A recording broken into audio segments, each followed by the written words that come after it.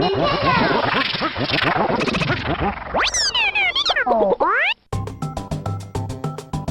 to Warp Zone, brought to you by Mesh. This evening we have a very special mission for you, but it won't be easy. Stay tuned for your mission objective. Nintendo has introduced some hot new toys, but have things gone a bit too far? This evening, Ken Shockley wraps up a special report on Video Mania. Tiny Mixtapes has been kidnapped by ninjas. Are you bad enough to save Tiny Mixtapes? Yeah! Good luck, player 1. Press start button when ready. Happy traveling. Mesh.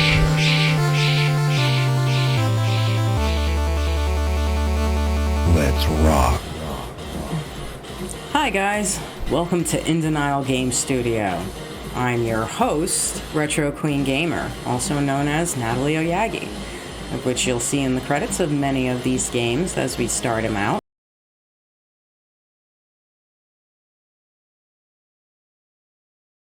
As you can see through these post-credits, we actually make a lot of game concepts through pre-existing IPs. The reason for this, outside the obvious inspiration route, is the fact that most jobs require us to work within pre-existing IPs.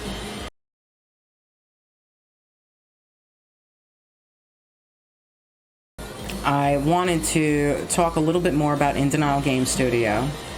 I wanted to throw our faces out there. I'm sure at this moment you've already seen our developer, MDP's beautiful soliloquy and his passionate talk about what he wants to do with AM64. What I want to do is make sure that we have a fully functioning and working prototype for our portfolio, which we are also constantly told needs to be improved and updated.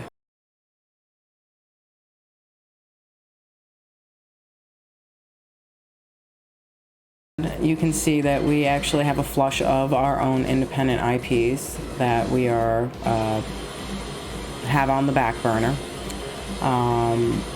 We unfortunately have to work wojack jobs since our priorities are different than most major companies. As you can see, we don't care whether or not you think we're professional anymore, because we tried to be professional.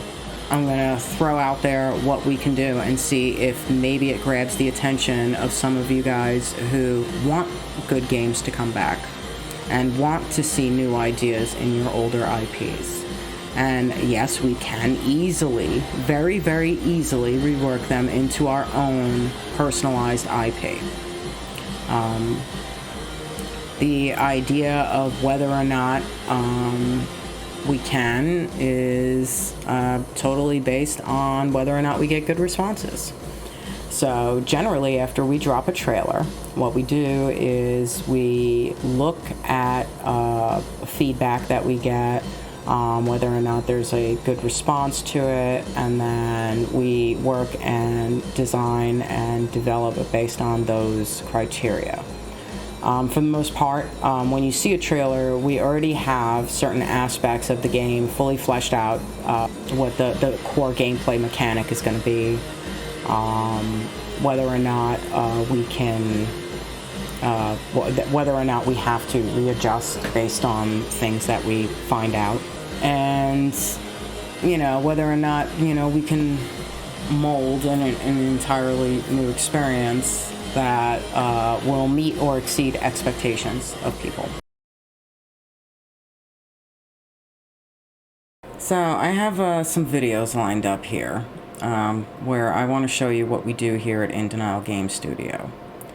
For the most part, we try to make the impossible possible. We generally use older video games as inspirations on which to build off of. That's what InDenial Game Studio is.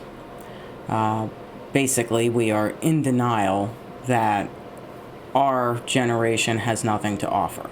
So if you can think it and you can dream it, then we will do it. I haven't really came across anything that we couldn't do yet, which is pretty formative.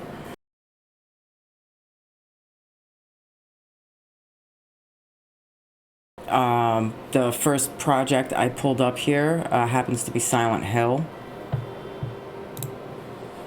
So, one of the first projects that we had was Silent Hill. And at the time that we were building Silent Hill, there was one of the things you're told as a game designer is that you have to be on the cusp of any new cutting-edge technology. If you can't show that you're on the cusp of any cutting-edge technology, then chances are you're going to fall behind super quick because new stuff comes out monthly sometimes. And we're supposed to be able to stop what we're doing in our wojack lives and be able to figure it out and learn it.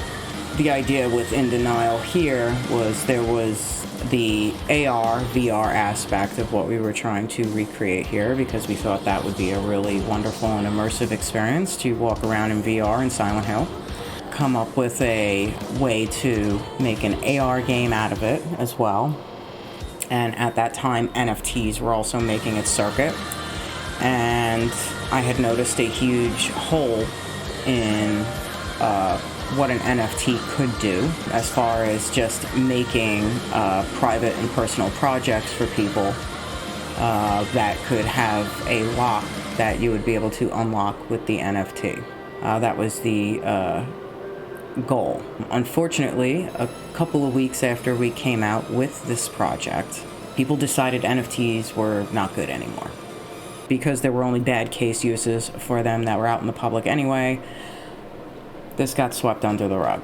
But it is fully functional and will only unlock with the NFT, so successful nonetheless. Showcasing our skills in this particular mannerism didn't necessarily seem to work when showing off cutting-edge technology. This particular game is, we called it Legendary Guardian, but it is basically our version of a remake, remaster, re-envisioning of what the Guardian Legend for the NES would have been. We ended up having a horrendous time building it. But it being our first actual complete game, it still ended up having a lot of fun outcomes. I really wish we could go back to this actually. I think if we go back to it, we'll probably be able to make a much more amazing experience than we did even then. That being said, you can actually play this game. I do have it on my itch.io.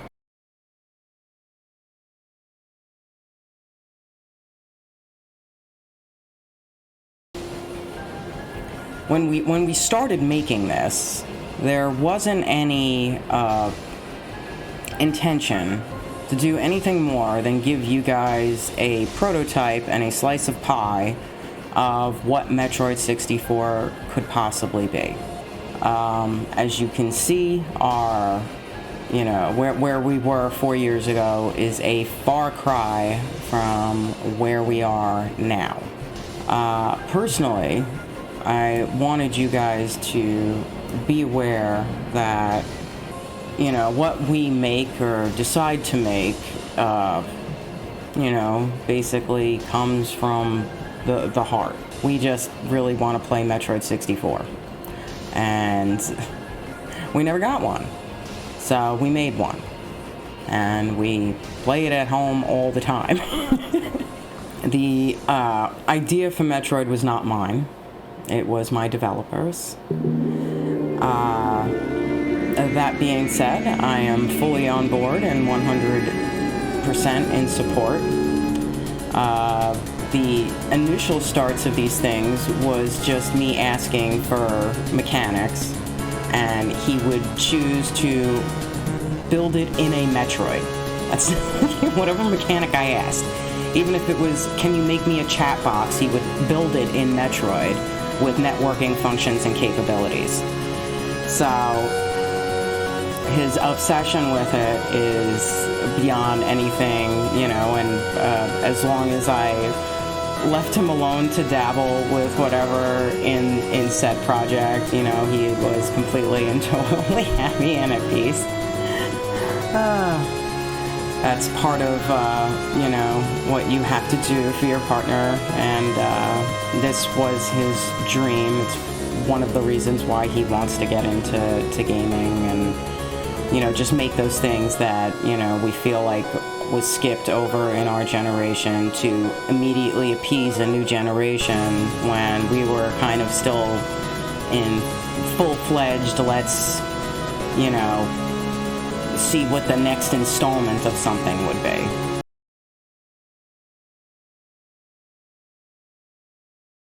We missed our 3D Metroid, and we don't like what's coming out. No offense to Nintendo, it doesn't cater to our generation at all.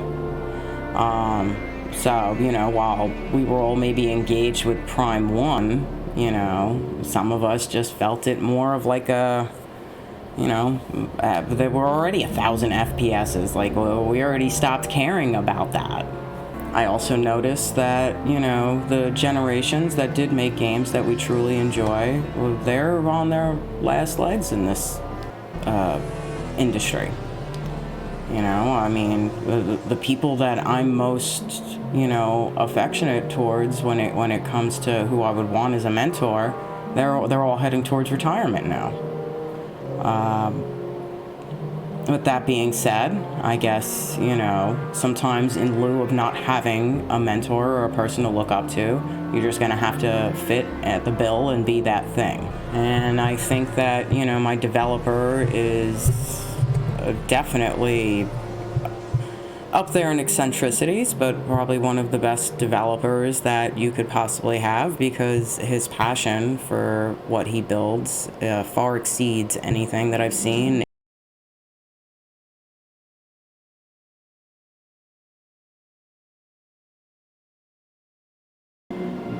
We have absolutely no funding, so everything that we build on a whim.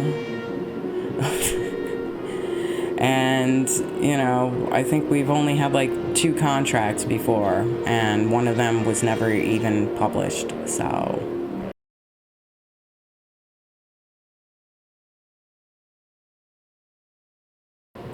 Prototypes that we make for AM64 generally is pulled from a bunch of different resources. The assets originally were 100% Nintendo's. We've been slowly pulling those away to use our own pre-made or heavily adjusted textures and assets.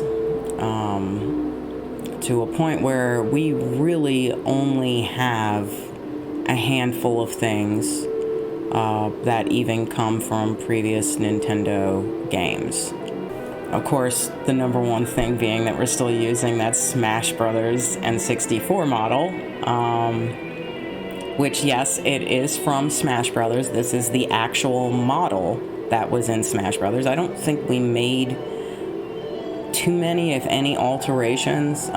Maybe some minor alterations just so that we could, you know, get the jumping down and things like that, but nothing serious was actually changed from this original model. The morph ball itself, which so many people have thought represent too much of a perfect sphere, is actually the morph ball from Smash Brothers as well.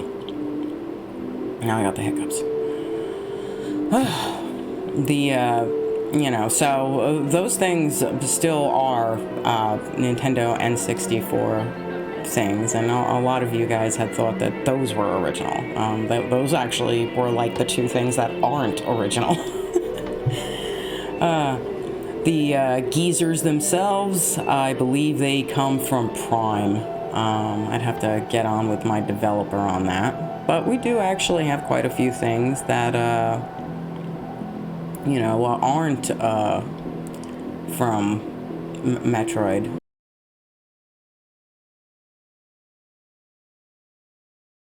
About 2 years ago, a man named Ludo Kino, you'd have to correct me in the comments if I'm wrong on his name, made a Metroid 64 game.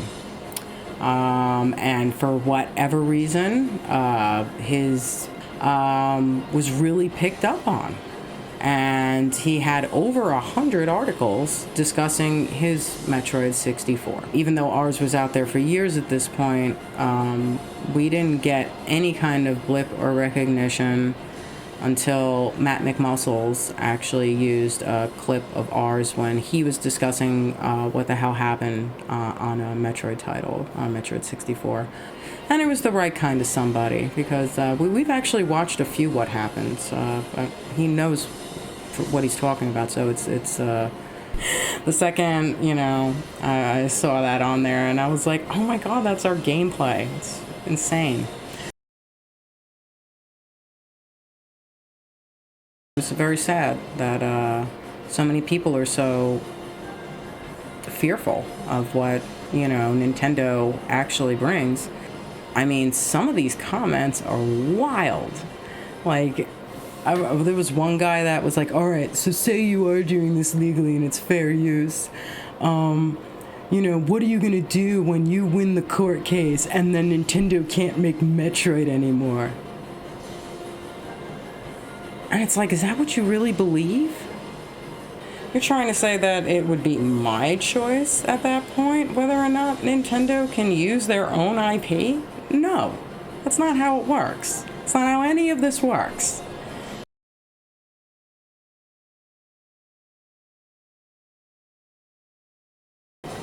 For those of you who do care about what we're doing and where we're taking this, I want to thank you, and thank you for your interest in our studio.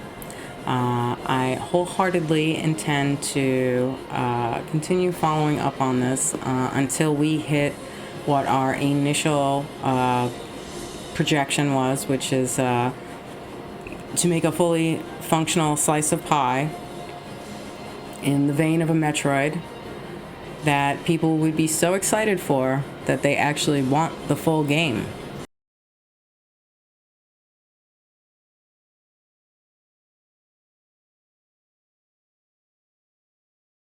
You will be getting technically a full game. And it's just that it's not going to be the full game as we envisioned it. That we can still make in-house and play here. But we do have an idea of putting something out there for you guys to play. And it's free. You don't have to pay for it. You don't have to join the Patreon for it. But the joining of the Patreon is strictly for those who want to invest in us as a company to keep doing what we do, so that we can give you actually more material as opposed to one thing every year or so. You allow us the freedom to develop what we want to develop so that it could be of the highest quality and standards for you guys.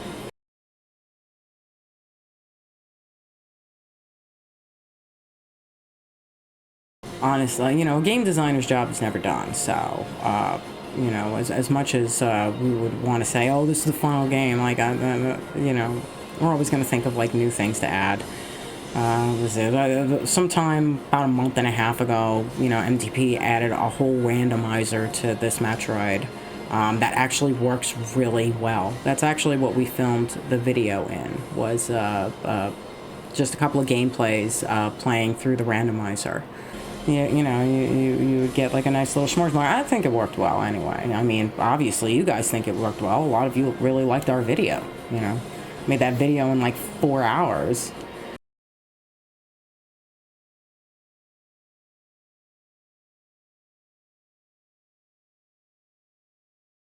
But, the idea that, we can't unfortunately get work, really why we put the trailer out the way we did. It's just, it was ready, it was done. We got a lot further in our skills from the last couple of games that we have. We actually were talking about going back and fixing some of the most obvious broken mechanics that we see in there, mostly with menu stuffs in our pre-existing games. I want this to be a successful venture, and in order to do that, we need to rally the people who want to see these types of things. You know, I want to make Metroid 64, you know, and I would love for somebody to be like, I want to play Metroid 64. What can I do in order to play it? You know, I'm hoping beyond hope that you can measure the sincerity and understand the incredible struggle it took to make any of this, and then the brazenness it takes to actually put it out there. Initially, Metroid 64 was called Super Metroid Prime 64, and it was kind of like our codename project to be able to see what it would take to make a Metroid. You know, that's all it was. There was some R&D. As we got on, you know, we would build little things, little avenues, little arenas. MDP himself had a tendency to constantly design and develop within the Metroid 64 engine that we built. So whenever I'd ask him for anything, he would just build it in here. That's what he did. It allowed us to expand and learn to work with what we could do and give us ideas on what we could build. So we would like to thank you guys for your support. If you go to our itch.io or our Patreon, you should be able to reach some links and then maybe play some of the things that we do have out.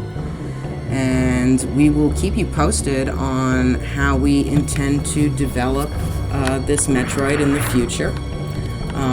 Right now, we are, you know, you're kind of limited in what we have because we don't want to show you empty rooms or broken things.